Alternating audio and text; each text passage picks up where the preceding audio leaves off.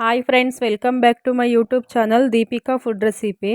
ನಾನು ಇಂದಿರಾ ರಸಮ್ ಪೇಸ್ಟ್ನ ಯೂಸ್ ಮಾಡಿಕೊಂಡು ಇನ್ಸ್ಟಂಟ್ ರಸಮ್ನ ಟ್ರೈ ಮಾಡ್ತಿದ್ದೀನಿ. ನಾನು ಫಸ್ಟ್ ಟೈಮ್ ಟ್ರೈ ಮಾಡ್ತಿರೋದು. ಮುಂಚೆ ನಾನು ಯಾವಾಗೂ ಟ್ರೈ ಮಾಡಿಲ್ಲ.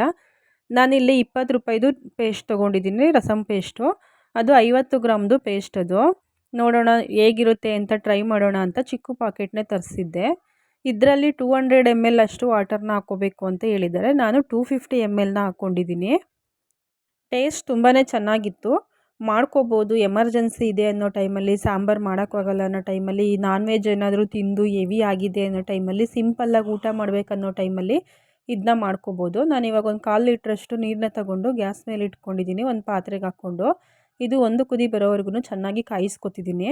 ಅದು ಒಂದು ಕುದಿ ಬಂದಿದೆ. ನಾನು ಪೇಸ್ಟ್ ಕೂಡ ಓಪನ್ ಮಾಡಿ ಇಟ್ಕೊಂಡಿದ್ದೀನಿ. ನೋಡಿ, ಈ ರೀತಿ ಪೇಸ್ಟ್ ಇದೆ. ಇದಕ್ಕೆ ನಾನು ಎಕ್ಸ್ಟ್ರಾ ಯಾವುದೇ ರೀತಿ ಏನು ಆ್ಯಡ್ ಮಾಡ್ತಿಲ್ಲ.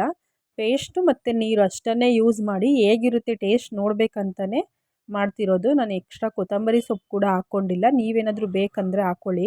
ಈಗ ನೀರು ಬಿಸಿ ಆದಮೇಲೆ ನಾನು ಪೇಸ್ಟನ್ನು ಹಾಕ್ಕೋತಿದ್ದೀನಿ. ಗ್ಯಾಸನ್ನು ಆಫ್ ಮಾಡಿಲ್ಲ, ಫುಲ್ ಸ್ಲಿಮ್ಮಲ್ಲಿ ಇಟ್ಕೊಂಡು ಪೇಸ್ಟ್ನ ಹಾಕ್ಕೊಂಡಿದ್ದೀನಿ. ಪೇಸ್ಟ್ನ ಹಾಕ್ಕೊಂಡು 1 ನಿಮಿಷ ಸ್ಲಿಮ್ಮಲ್ಲೇ ಇಟ್ಕೊಂಡಿದ್ದೀನಿ ಗ್ಯಾಸ ಕುದೀಲಿ ಅಂತ. ಅದು ಬಿಸಿ ಆದಮೇಲೆ ಗ್ಯಾಸ್ನ ಆಫ್ ಮಾಡಿಕೊಂಡು ಒಂದು 5 ನಿಮಿಷ ಹಾಗೇ ಇಟ್ಟಿದ್ದೆ. ಚೆನ್ನಾಗಿ ಮಿಕ್ಸ್ ಮಾಡ್ಕೋಬೇಕು ಪೇಸ್ಟನ್ನು ಹಾಕ್ಕೊಂಡ್ಮೇಲೆ. ನೀವು ನೀರು ಜೊತೆ ಲೈಟಾಗಿ ಮಿಕ್ಸ್ ಮಾಡಿದ್ರೆ ಅದು ಕರೆಕ್ಟಾಗಿ ಹಿಡಿಯೋದಿಲ್ಲ. ನೋಡಿ, ಇವಾಗ ಚೆನ್ನಾಗಿ ಮಿಕ್ಸ್ ಆಗಿದೆ. ಚೆನ್ನಾಗಿತ್ತು, ಟೇಸ್ಟ್ ಚೆನ್ನಾಗಿತ್ತು. ಸ್ವಲ್ಪ ಖಾರ ಎಲ್ಲ ಕಡಿಮೆ ತಿಂತೀವಿ ಅನ್ನೋರಿಗೆ ಓಕೆ ಆಗುತ್ತೆ. ಸ್ವಲ್ಪ ಖಾರ ಎಲ್ಲ ತುಂಬ ಜಾಸ್ತಿ ತಿನ್ನೋ ಅಂಥವ್ರಿಗೆ ಸ್ವಲ್ಪ ಟೇಸ್ಟ್ ಓಕೆ ಅನಿಸುತ್ತೆ. ನನಗೆ ಓಕೆ ಅನ್ನಿಸ್ತು.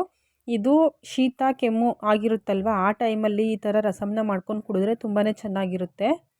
ನೋಡಿ, ಇವಾಗ ರೆಡಿಯಾಗಿದೆ ರಸಮ್ಮು. ನಾನು ಇದನ್ನು ಅನ್ನದ ಜೊತೆ ತಿಂದು ಟೇಸ್ಟ್ನ ಹೇಳ್ತೀನಿ ನಿಮಗೆ ಯಾವ ರೀತಿ ಇತ್ತು ಅಂತ.